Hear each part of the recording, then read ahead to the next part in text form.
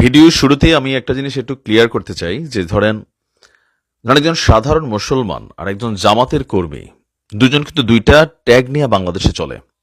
আপনি যখন ধর্মভিত্তিক একটা রাজনৈতিক মুভমেন্ট করবেন দেন আপনি পলিটিক্যালি সরকার অথবা বিপরীত রাজনৈতিক দলগুলোর আপনি শিকার হবেন, মানে বিভিন্ন ধরনের অ্যাক্টিভিটিসের। আবার সাধারণ একজন হিন্দু বা ইস্কনের একজন নেতা বা কর্মী তারাও কিন্তু ধর্মীয় দৃষ্টিকোণ থেকে একই হলেও but political point of view অথবা বিপরীত বা বিরোধী যারা দল আছেন তাদের কাছে কিন্তু আলাদা ক্যারেক্টার হিসাবে আসে। এই কথাটার ব্যাখ্যা এই কারণে দিলাম যে অনেকেই আমাদের মানে বাংলাদেশের অনেক হিন্দু ভাইরা বা আম মুসলিম জনতাও কিন্তু একটা জিনিস জানেন না যে ইস্কন মূলধারার যে হিন্দু ধর্মের যে রুলস রেগুলেশন বা নীতি আছে বা যে ভাবার্থমূলক অ্যাক্টিভিটিজ আছে সেটার সাথে তাদের বেশ কিছু ডিফারেন্ট ভূমিকা আছে। আর এই ইস্কন শুধুমাত্র যে মানে কি বলছে বাংলাদেশে তারা বিস্তার করছে তা না, পৃথিবীর অনেক দেশে বিশেষ করে ইউরোপ আমেরিকার দেশে তাদের বিস্তৃতিটা অনেক বড়। আর বাংলাদেশে এই টিমটাকে যারা মুভমেন্ট করছে তাদের যিনি অন্যতম প্রধান সনাতন জাগরণ মঞ্চের মুখপাত্র চট্টগ্রামের পুণ্ডরিক ধামের অধ্যক্ষ চিন্ময় কৃষ্ণ দাস ব্রহ্মচারী, তাকে গ্রেপ্তার করা হয়েছে।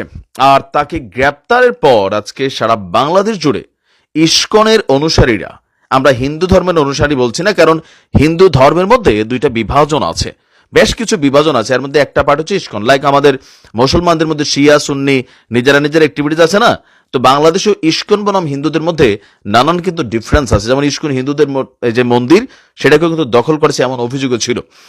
তো তাকে কেন গ্রেপ্তার করা হয়েছে? আপনারা জানেন যে গেল কয়েকদিন আগে চট্টগ্রামের লাল দিঘির মোড়ে আপনারা একটা বিশাল সমাবেশ করেছিল। সেখানে বাংলাদেশের জাতীয় পতাকার উপরে গেরুয়া রঙের একটা পতাকা টানানো হয়েছিল, যেটা বাংলাদেশের জাতীয় পতাকাকে অবমাননা। এর পাশাপাশি বেশ কিছু উস্কানিমূলক অ্যাক্টিভিটিসের বক্তব্য তিনি দিয়েছিলেন। আর সেগুলোর জের ধরে তার বিরুদ্ধে যখন মামলা হয়েছিল চট্টগ্রাম থেকে তিনি ঢাকা যাবার পথে বিমানবন্দরে তাকে গ্রেপ্তার করা হয়। আর তাকে গ্রেপ্তারের পর আমরা দেখেছি আজকে সারা বাংলাদেশে এই মুহূর্তে নানান অ্যাক্টিভিটিস চলছে। বিভিন্ন জায়গায় তার যারা অনুসারী আছেন তারা তার মুক্তির দাবিতে বা তাকে গ্রেফতারের প্রতিবাদে যখন রাজপথে নেমে এসেছেন, সেখানে আবার আমজনতা। তো হোয়াট ইজ আমজনতা? এগুলো ধরেন এখানে আমজনতা বাংলাদেশে কোনো শব্দ নাই।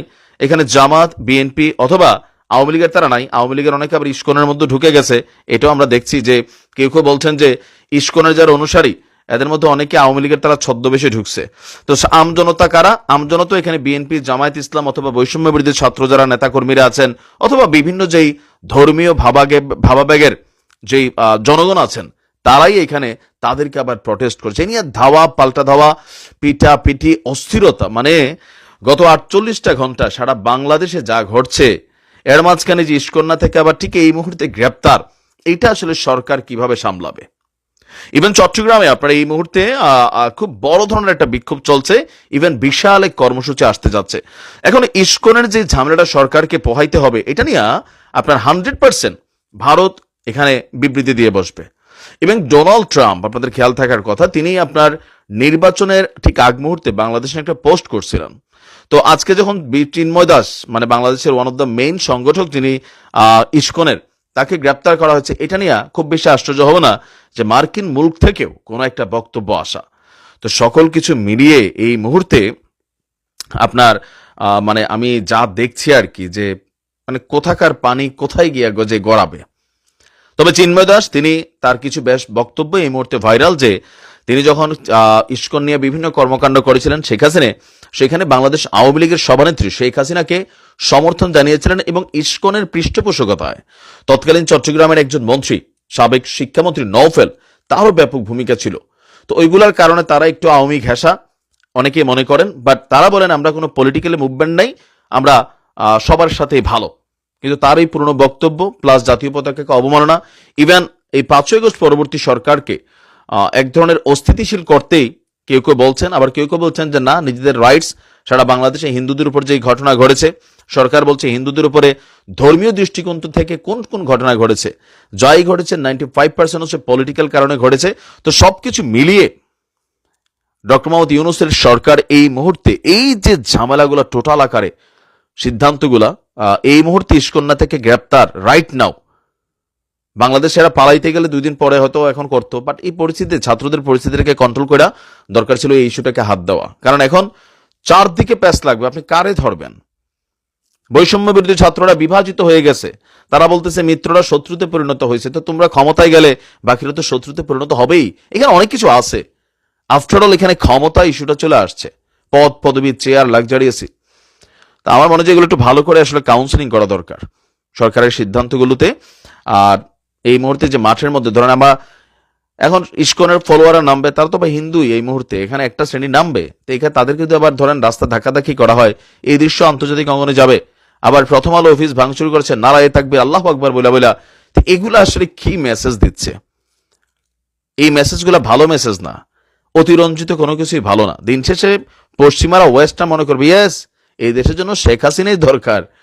মাত্র 2 মাস 3 মাসে যা দেখা হচ্ছে সব জায়গায়, আপনারা অ্যাক্টিভিটিস করেন, নারায়ে তাকবীর আল্লাহু আকবার ট্যাগ কেন মারতেছেন, টুপি পাঞ্জাবি পরে কেন যাইতেছেন, গরুর জিয়াফত কেন খাইতে আসতেছেন?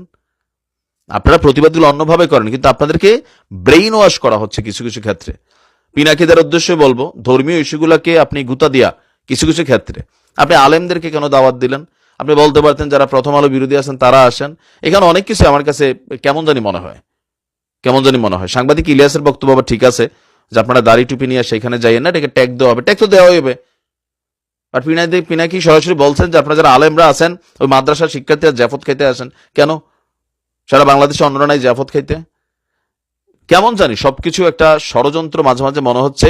দেশ নিয়ে কি হচ্ছে নিজেও বুঝি না, পরিস্থিতি আসলে আউট অফ কন্ট্রোলের দিকে যাচ্ছে। আল্লাহ হেফাজত করুক প্রিয় মাতৃভূমিকে। আসসালামু আলাইকুম।